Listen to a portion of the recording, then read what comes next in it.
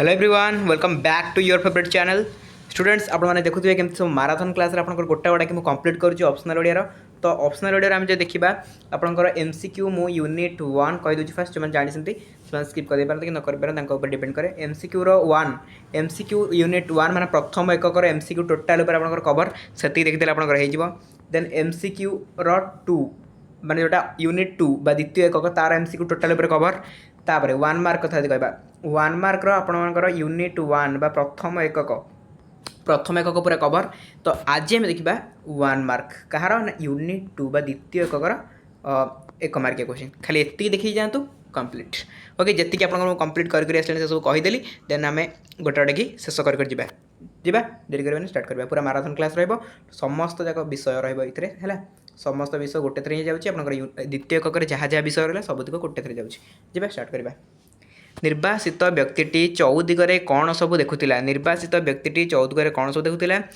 ना चौदिगरे असमुद्र भूभाग कीटपतंग ठारू आरंभ करी केसरी करी और फूल फल शोभित वनलता को देखुला किए मुनि नयन को मोहित कर दिए विजनता मुनि नयन को मोहित कर दिए भୟରେ केउंटी सदा हृदय थरे भୟରେ रणक्षेत्र में सदा हृदय थरे भीमस्थल क्या कहुए निर्जन दीप को भीमस्थल बोली कहुए निर्वासितर नयन आउ कौन देखिब ना बोली से मन करिछि निर्वासितर नयन आउ सुंदर देवतुल्य नर आनन देखिब ना बोली से मन करिछि तार श्रवण बेनी को आउ कौन तोषिब ना तार श्रवण बेनी को आउ मधुमय मनुष्य कंठध्वनि तोषिब ना पशु माने निर्वासितर चौपाशरे किपरि भ्रमण करुथिले पशु माने निर्वासितर चौपाशरे निर्भय भ्रमण करुथिले निर्वासितटी किपरि गिरी और समुद्र लंघन करिजिबो बोली भाबिछि निर्वासितटी विहंग पक्ष साहाय्य गिरी और समुद्र लंघन करिजिबो बोली भाबिछि केउ पथरे नित्य संचरण करने से अभिलाष पोषण करिछि धर्म और सत्य पथरे नित्य संचरण करने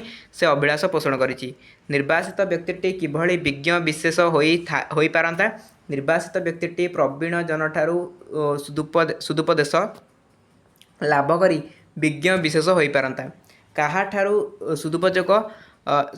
सुदुपदेश लभिबापी से आशा पोषण करिछि प्रवीण जनठारु सुदुपदेश लभिबापी सुदुपदेश लभिबापी से आशा पोषण करिछि धर्म सहित कौन सरी नुहे धर्म सहित मणि कांचन सरी नुहे तापरे धर्म उत्सव मुख देखिबारे घोर वन केते अभ्यस्त धर्म उत्सव मुख सुख देखिबारे घोर वन आदौ अभ्यस्त नुहंती तापरे प्रभंजन मन एवं आलोक से एमानक किपरि तुलना करा जायछि तो प्रभंजन और आलोक ठारू मनर गति अधिक जहाँकि अचिंतनीय पूर्व कथा स्मरण कले निर्वासित को किपरि लगुथिला पूर्व कथा स्मरण कले निर्वासित मन निराशा सागर रे बुड़ी गला भली लगुथिला तापरे वृथा भावना रे कौन मिले नहीं वृथा भावना रे आनंद मिले नहीं केतेबेले निर्जन दीपरे तापाई प्रिय वार्ता कौन थिला निर्जन दीपरे तापाई प्रिय वार्ता स्वदेश सुमाचार सुसमाचार थिला ईश्वरंक दयार की महत्व रही ईश्वरंक दयार उदार भावर महत्व रही जगदीश्वरंक स्थिति केउंटी जगदीश्वरंक स्थिति सबुठारे रही तापर दुखी हृदय भार किए लघु कर दिए दुखीर हृदय भार ईश्वरंक दया एवं उदार भाव लघु कर दिए देन राजकुमारी केउ फूलटीए पाइतिले राजकुमारी चंपा फूलटीए पाइतिले से चंपा फूलर वर्ण किपर थिला तार वर्ण हलदी थिला कांत आसिबा पर्यंत चंपावती क्या उपासना करेंगे कांत आसिबा पर्यंत चंपावती शिव को उपासना करेंगे तापर आपनकर रहला नव यौवनर मंत्र पाठरे चंपावतीर मन कौन है अव्यक्त विषाद व्याकुल है राजकुमारीर बाल्य चपलता कहीं उभे गला नव यौवन आसबार तार बाल्य चपलता उभे गला खेल हस खुशी कहीं सुख लगुन नव यौवन आसबार खेल हस खुशी सुख लगुन यौवन आसवा पर राजकुमारी को किपर लगुला तो यौवन आसवा पर राजकुमारी को केउठी किछि छाड़ी आसिला परि लगुला कौन पाई जनक जननी छी छी बोलिबे राजकुमारी मनरे यौवनकालीन भावांतर जानिले जनक जननी छी छी बोलिबे तापरे राजकुमारी को कहीं लाज माड़ुला निजर यौवनकालीन रूप को निजे देखिला परे राजकुमारी को लाज माड़ुला जीवन वल्लभ को चंपावती कौन देवाक चाहूले तो कौन देवा चाहूले निजर यौवनिक देह को देवाक चाहूले यौवन नव यौवन देह को देवाक चाहूले क्या स्वप्न देखी राजकुमारी उन्मन हेले क्या देखिकी स्वप्न देखिले क्या राजकुमार को तापरे काहार दिव्य चरण रे राजकुमारी तांको पराण अर्पण करथिले निजर प्रियतम बा स्वप्न रे देखिथिबा राजकुमारी दिव्य चरण रे राजकुमारी तांकर पराण अर्पण करिवे। बेनी सोदरंकु राजकुमारी कौन पचारिबाकु चाहुथिले? बेनी सोदरंकु राजकुमारी तांकर पराण कांतंक कथा पचारिबाकु चाहुथिले। श्यामल सुंदर धरणी नील आकाश ठारू शीत प्रेम बारी काहींकी मागी थाए? श्यामल सुंदर धरणी नील आकाश ठारू शीत प्रेम बारी स्वताप नाश करिया पई मागी थाए। नव यौवन रे चंपावती केउ दर्शन आशा करुथिले? को दर्शन? प्रिय दर्शन आशा करुथिले। पितृकोल तेजी तटिनी काहा पाखकु जाए? तटिनी बारिदी पाखकु जाए। तापरे तापर आपण देखंतु बिट्टपी अंगरे किए आश्रय लोड़ी थाए? बिट्टपी अंगरे सुकुमारी आश्रय लोड़ी थाए। नव नलिनी केउथिरे आनंद लाभ करे? नव नलिनी भानु किरण पाई आनंद लाभ करे। कौन पाई कुमुद हसी उठे? मधु विधु विवाह पाइला परे कुमुद हसी उठे। राजकुमारी कौन देई जीवितेश्वर को निजर करनेबे? कौन देई राजकुमारी आपना को अर्पण कर दे जीवितेश्वर को निजर करनेबे। तापर आपनकर आइला नेक्स्ट देखिबा। नेक्स्ट क्वेश्चन देखंतु महामानवंक चरण स्पर्श रे हिमालयर अवस्था कौन होइतिला? महामानवंक चरण स्पर्श रे हिमालय विगलित होइतिला। विंध्य काहींकी उल्लसित होई उठितिला? महामानवर चरण बंदन रे विंध्य उल्लसित होई उठितिला। सागर उछुली पड़िबार कारण कौन? महामानवंकर पदस्पर्श पाई सागर उछुली उठितिला। तापरे कौन भेद करी तरुण तपन हसी उठे? निबिड़ तिमिर भेद करी तरुण तपन हसी उठे। तापरे मानव मुक्ति पथरे केउठी अनेक होमनल जଳି उठितिला? मानव मुक्ति पथरे कौठी? बृषदपति नदीर शांत तटरे अनेक होमनल जଳି उठितिला। तापरे दृष्टवतीर शांत तटरे कौन होइतिला? दृष्टवतीर शांत तटरे अनेक होमानल जଳି उठितिला। द्वारकार देवता किए? श्रीकृष्ण। द्वारकार देवता कौन पाई थरे जगी उठितिले? देवता महाभारत समर पाई थरे जगी उठितिले। तापर कपिलवस्तु तेजी भिक्षा मागिबा पाई किए दूर को चली जाइतिले? कपिलवस्तु तेजी भिक्षा मागिबा पाई गौतम बुद्ध दूर को चली जाइतिले। निमाई काहार तीर चहलाई देइतिले? पूर्व सागर तीर चहलाई देइतिले। तापर गांधी द्वारा दृष्टवती कौन पलटि थिला? गांधी द्वारा दृष्टवती साबरमती पलटि जाइतिला। तापर निष्पेषितर आसन को गांधी कौन करथिले? निष्पेषितर आसन को गांधी कुसुममय करदेले। चरखा चक्रधरी गांधी केउठी उभा होइतिले? चरखा चक्रधरी गांधी ए देश रे उभा होइतिले। तापर धरणी काहा द्वारा प्लावित होइतिला? धरणी गांधींकर सत वचन रे प्लावित होइतिला। आज ए जुगर अर्घ्य प्रदीप केउठी जळे? आज ए जुगर अर्घ्य प्रदीप मरमे जळे। तापरे सतत मधुर उज्ज्वल किए? सतत मधुर उज्ज्वल होउचंती सतदल होउची कोन? सतदल। तापरे कविंक लेखनी काहींकी लज्जित होई पड़े? लज्जित होई पड़े से सतदलर पट्टांतरहीन शोभा वर्णन रे असमर्थ हेतु कविंक लेखनी लज्जित होई पड़े। पद्मदल रु कौन झरी पड़ुतिला? पद्मदल पुण्य अमृत झरी पड़ुतिला। कविंक नेत्र काहींकी पूत हेब? सतदलर पुण्य अमृत भाव को निरीक्षण करी कविंक नेत्र पूत हेब। कविंक चित्त केउथिरे उल्लसित हेउतिला? कविंक चित्त प्रेमावेश पुलकरे उल्लसित हेउतिला। कविंक नेत्र किपरि पवित्र हेब? पद्मर शोभा देखि कविंक नेत्र पवित्र हेब। पिलाने फोकस सहित शुणुछन तो ना घुमौसनी बसिकी मन दे देखंतु हैला मन रहि जिवो।